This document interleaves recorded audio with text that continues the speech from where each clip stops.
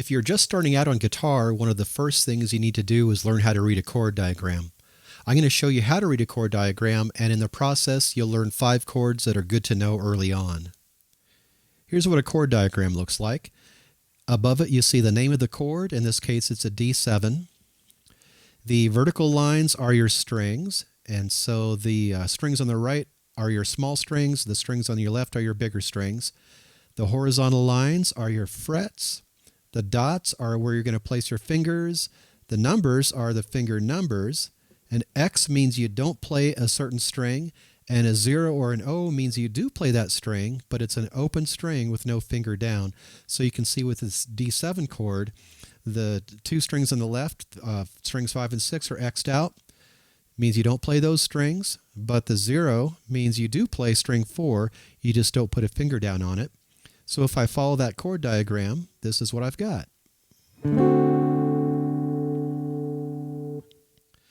Now that you know how to read a chord diagram, let's learn 5 chords that are good to know right from the start.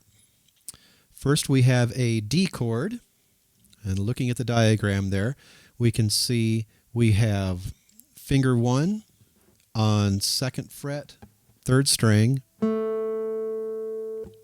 finger 2 also in the 2nd fret on the 1st string, finger 3 on the 3rd fret, 2nd string, so they make a little triangle there. The strings 5 and 6 are X'd out, but we do play string 4 because we have the 0 above that, so the D is going to be a 4-string chord. And while I'm playing with a pick, you can either use a pick or use your fingers, it doesn't really matter. Next, let's check out the G chord. This one has 2 sets of numbers. Some chords you can play with one fingering or another fingering. So let's first look at the numbers above the dots.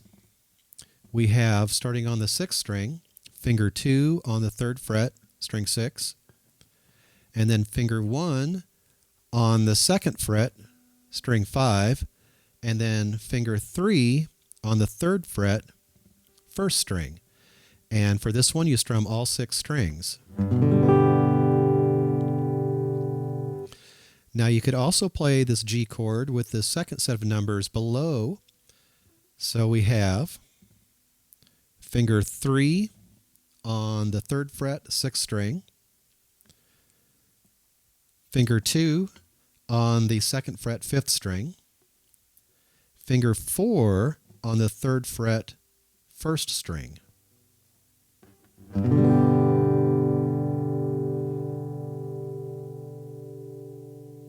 And again, you can use either fingering for those. Sometimes the fingering you use for a chord depends on what other chords are around it. Next we have an E minor chord. Again, this one has 2 sets of fingerings. Let's look at the ones at the top first, finger 2 and 3. So we have finger 2 on string 5, fret 2. Finger 3 also in the 2nd fret on the 4th string. And notice all those circles? We're going to be playing all 6 strings for this E minor. You could also play that same E minor with fingers 1 and 2. So we got 1st finger on 2nd fret, 5th string. 2nd finger, also 2nd fret, on the 4th string.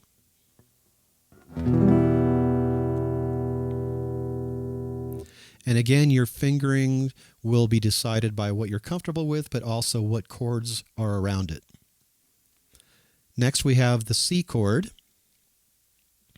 We have finger 1 on the 1st fret, string 2. We got finger 2 on the 2nd fret, string 4. We have finger 3 on the 3rd fret, string 5. There's an X above the 6th string, which means this is going to be a 5-string chord. And then we have the A minor. 1st finger on the 1st fret, 2nd string. 2nd finger on the 2nd fret, 4th string. 3rd finger will go kind of under the 2nd finger, also in the 2nd fret on the 3rd string. This A minor is a 5-string chord.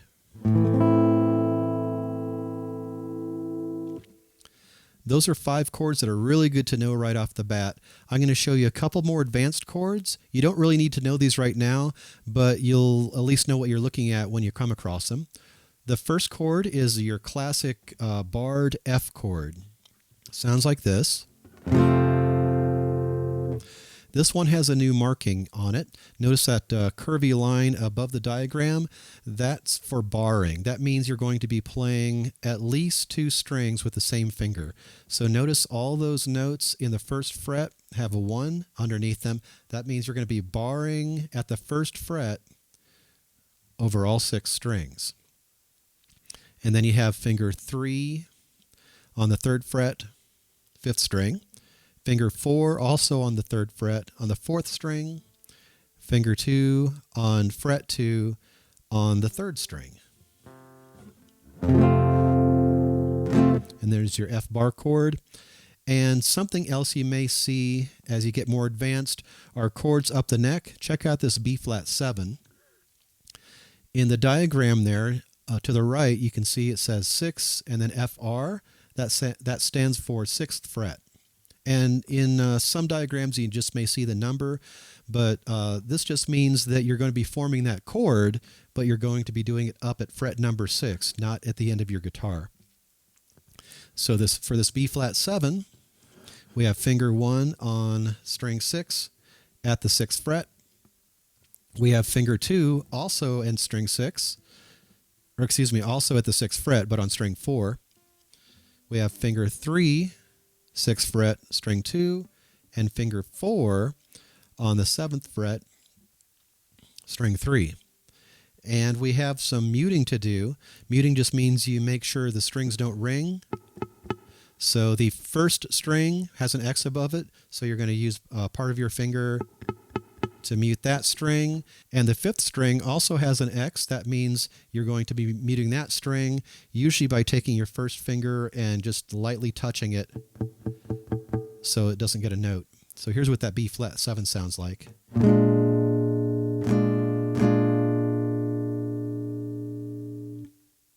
Click on the link to my website in the description below to download a free set of chord diagrams.